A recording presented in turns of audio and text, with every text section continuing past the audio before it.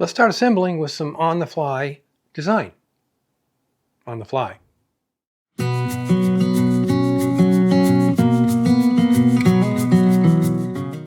Step one is complete. I've got all the ductwork done and cleaned it up here a little bit. Took some parts out I don't think I'm ever going to use. And this pile demonstrates exactly how much was left in the ductwork when I took it apart. So it really wasn't retaining much of anything. What I've done though is we're going to be using the table saw. So I've run a temporary duct from the dust collector to the table saw. Let me show you that. I got a 6-to-4 reducer, and then, sharp 90, not a good thing, to 4-inch all the way down, runs under the workbench into the back of the table saw, so I can at least collect that dust. The chop saw has its own dust collection. I won't be using the router table for this job, and won't be using the jointer for this job, so I'm all set for dust collection. And now we have to go over what my so far cunning plan is to do this. This is the ductwork that came out of the system, along with the reducers. And of course I'm going to use what I have here. One of these is brand new and not used, I think, that I had in the corner, but this is it. I pulled all the tape off, and this will get glued and taped together when we get to that point. First thing first is 90s can be slid around to become 45. So this is a 45 into a 45. That's going to come off the back of the ductwork up here with a flex tube that goes into the dust collection. So this is actually two 45s. I think I'll show you how to make a 45 on a 90, but most people who deal with this stuff know exactly how to do that. Coming from that up through between these rails for the garage door will be this kind of monstrosity here. I'm going to add one more to this at the other end for the thickness planer. But how this works is this will sit up in here like this. See, not pointed that way, but like that.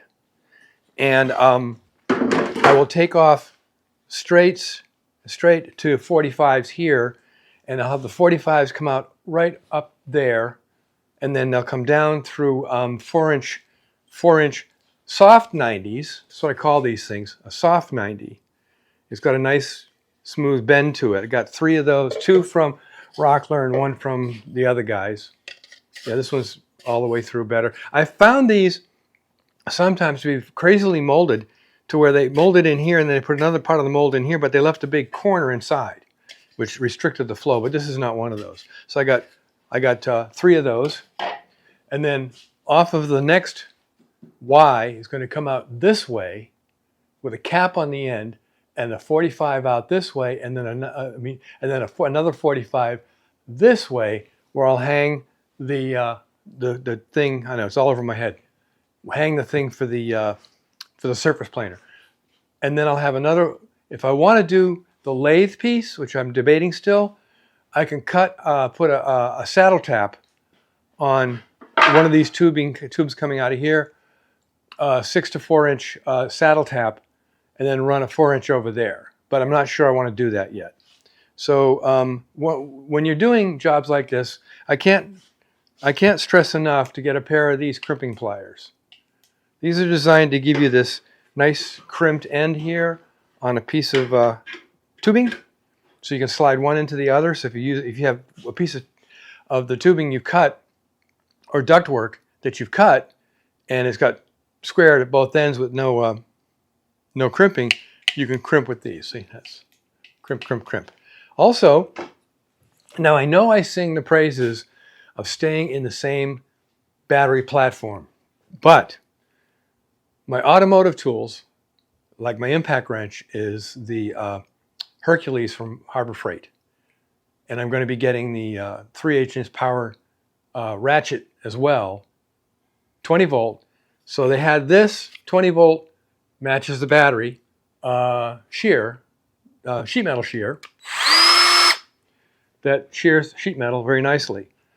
That will save you a lot of aggravation and a lot of maybe cutting of your fingers. I'm going to wear gloves anyway because this stuff's all very sharp. But that's going to allow me to cut things cleanly, and then so they'll fit together nicely and not have too many sharp edges. Now, blast gates. Here's all my 4-inch metal blast gates that I pulled down from the system. Actually, I had 5 on the system, or 4 on the system, and I had another one in a drawer.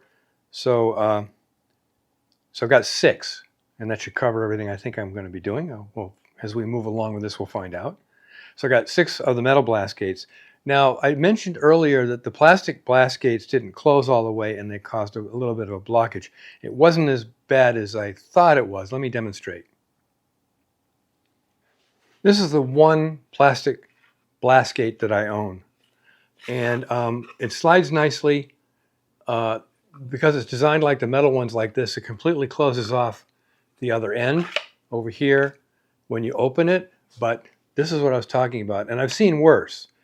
Whereas there's this little nib right here that's still in the airstream, and I've seen those that were like completely here, and they just closed off this whole side. That's just part of this. That's part of the sealing part that goes in to seal up over here. You see how that works. I'm not going to be using this for anything, so that's going to go over here onto the bench, and I'll figure out later. So the first thing I need to do is I need to build the mounting system to mount the 6-inch tubing up on the rails. What I've come up with, first of all, this is 27 inches from outside to outside. So I'm going to cut some plywood. I got a lot of random stock over there I can use. That's 27 inches plus. And then I'll make a piece of wood that comes down on the inside here with a like a French cleat or V-notch here that'll fasten to the piece of wood that's up there and lock it down to the rail, and it will not block the rail itself when I want to open a garage door. I'm looking at probably putting 2 or 3 up to hold the ductwork, and I have to put a saddle, 6-inch saddles on them to hold the ductwork in place. And then once that's done, I can fasten the ductwork or strap the ductwork to the saddles. Now, I'm going to build the most of the ductwork on the bench. Building everything on the bench gives me the opportunity to get everything nice and square and the like. So this big thing here is going to go up this way, and then there's going to be ductwork coming out. And this one here, I know I said put these in the opposite direction, but I'm stuck here. I got to do it this way. This is the 45, 2 45s.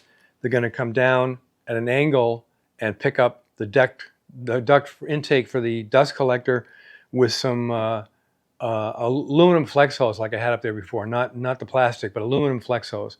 It's a lot smoother on the inside, and it takes bends very nicely. So that kind of goes like that.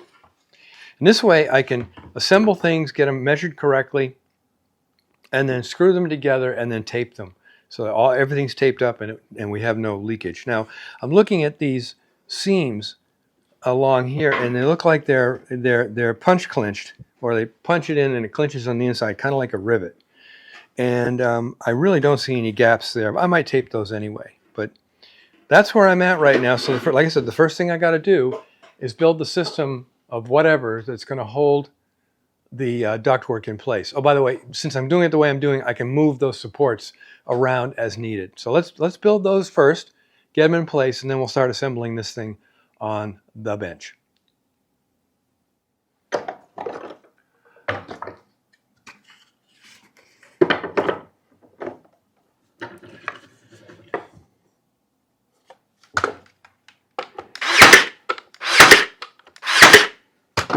Okay, what I've done is I simplified it a little bit. Part of the mental process, when you think about things for a while, you think of maybe better ways to do it, simpler things. So this is what is going to go up into the rails to support the new 6-inch stuff.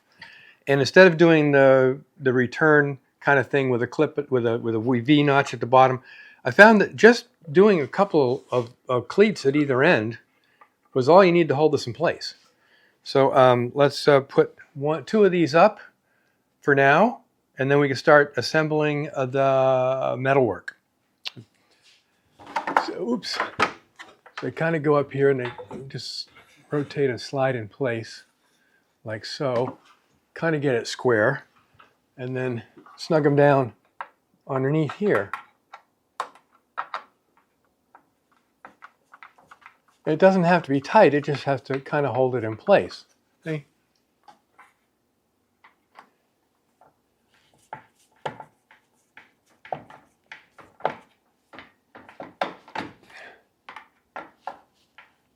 There, see, that's not going to move now. Nice and tight. I'll have to come to here, I guess, because that's annoying. No, I think I'm good. I think I'm good. Anyhow, we put this other one up here. Now, this is obviously not the final resting place for these. There'll be others.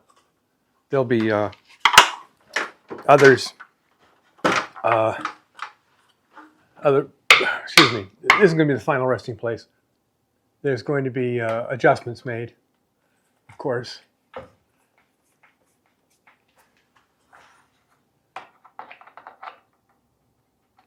Come on, get in there. There, that's nice and snug. So that's the resting place, and I'll have to shift them, of course, as I put that thing up so that it fits between the 45 thingies, and it's going to have to come. The 245s will come down this way here, and then pick up the flex hose. So let's start assembling some of the metal work.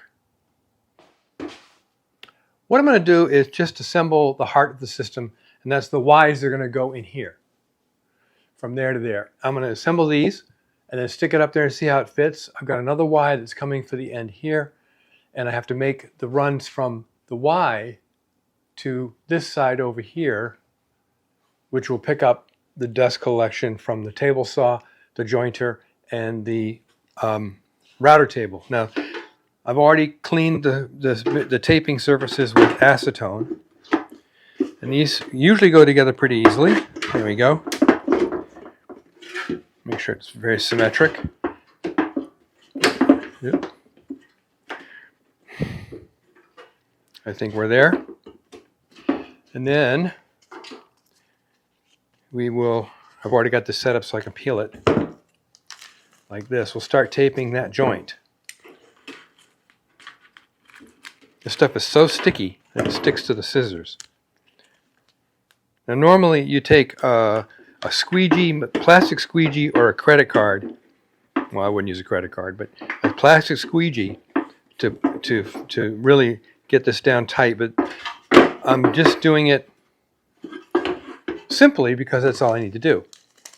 I mean, this is not internal HVAC system for a house.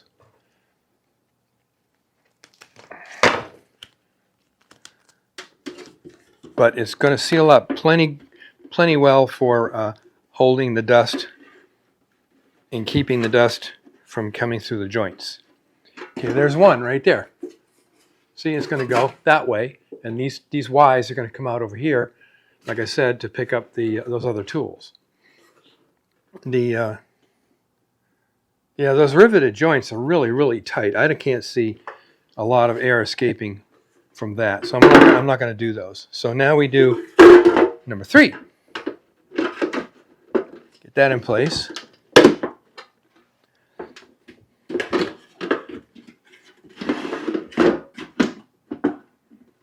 Aha, I see what's going on here. So I'll fix that.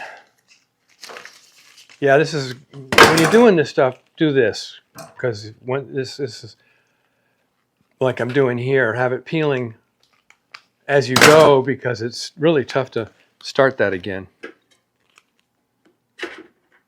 There we go.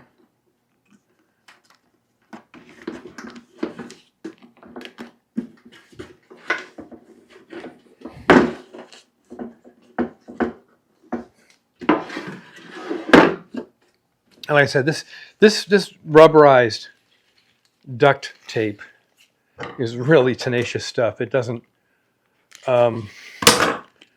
come off very easily, and it seals up very well.